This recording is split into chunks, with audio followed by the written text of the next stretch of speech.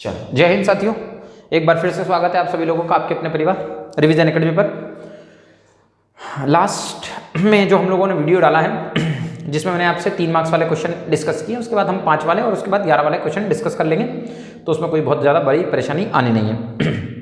मैं आप लोगों को बता दूं, उसमें से 2 या 3 मिनट का शायद वीडियो कट गया है, उसमें मैंने 2 क्वेश्चन छूट गए शायद, और इसके बारे में थोड़ा सा डिस्कस करने वाला था तो वो भी छूट गया है। तो खैर वहाँ डिटेल में डिस्कस नहीं करने वाला था, यहाँ डिटेल में डिस्कस करूँगा। और उसके बाद में हम लोग 10th यूनिट से कहानी स्टार्ट करेंगे। स्टार्टिंग की 5 यूनिट थोड़ी सी इजी होती है तो बच्चे उसको कर लेते हैं, लेकिन जो लास्ट की 5 यूनिट है उसमें प्रॉब्लम आती है, इसलिए हम लोग यूनिट नंबर 10 से स्टार्ट करते हैं। और यूनिट नंबर 10 में दे रखा जियोलॉजी।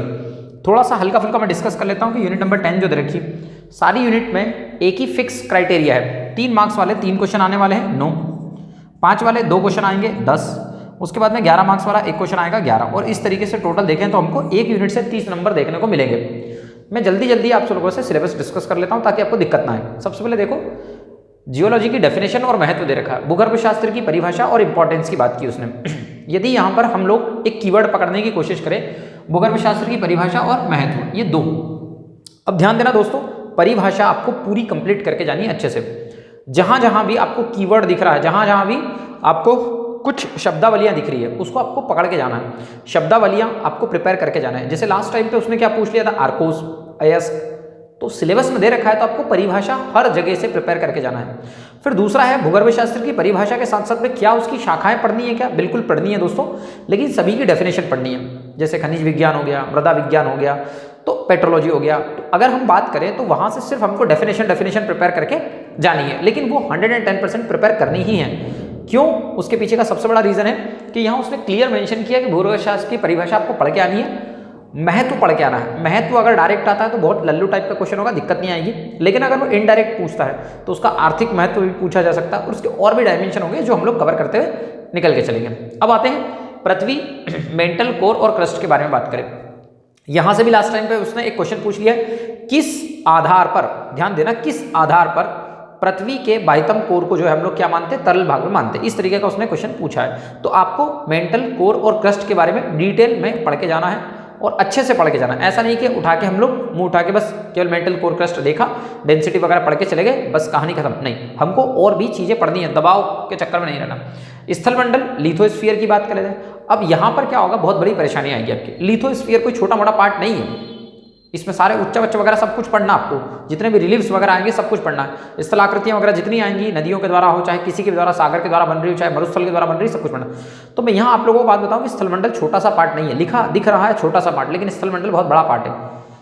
फिर आता है हमारे पास में जलमंडल। फिर हम बात करते हैं किसकी, हाइड्रोस्फीयर की। ये पार्ट भी बहुत छोटा नहीं है, बहुत बड़ा पार्ट है।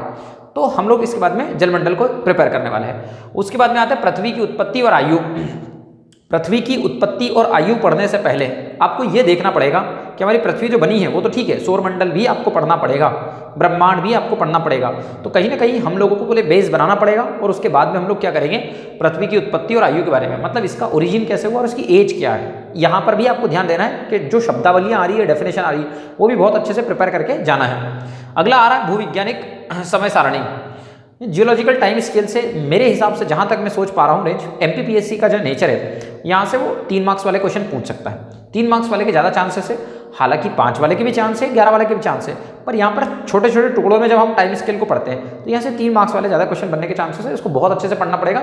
जब आप इसको पढ़ लोगे तो आपका जो प्री है ना, प्री जो ज्योग्राफी की अंडरस्टैंडिंग है, ये जो आप यूनिट नंबर 10 पढ़ोगे ना दोस्तों, अगर आप इसको बहुत अच्छे से कर लेते हैं, जो बच्चे अभी नेक्स्ट प्री देने वाले हैं, तो उनका जो ज्योग्राफी का प्री है ना, या आप ये कहें कि ज्योग्राफी का जो बेस है वो बहुत मजबूत बनेगा।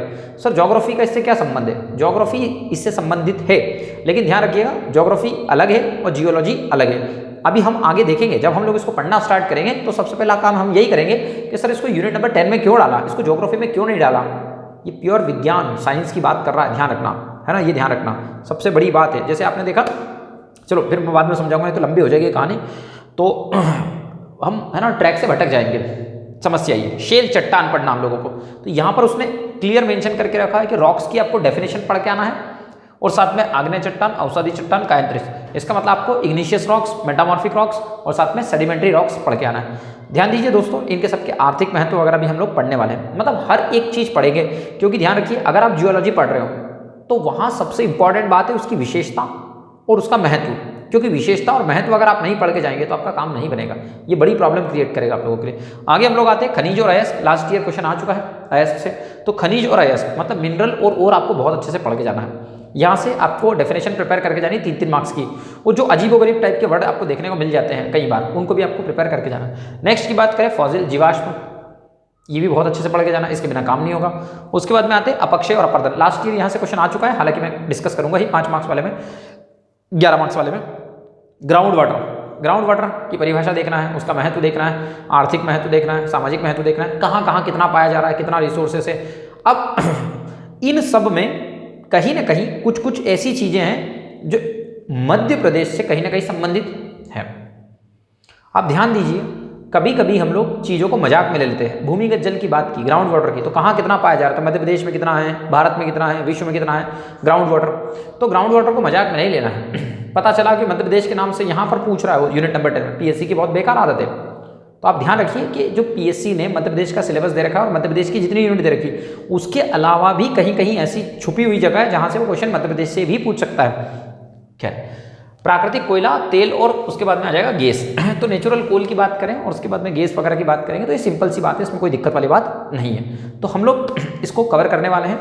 यूनिट नंबर 10 दिखने में 12 टॉपिक दिख रहे हैं, लेकिन इसके अंदर और भी टॉपिक आपको देखने को मिलेंगे।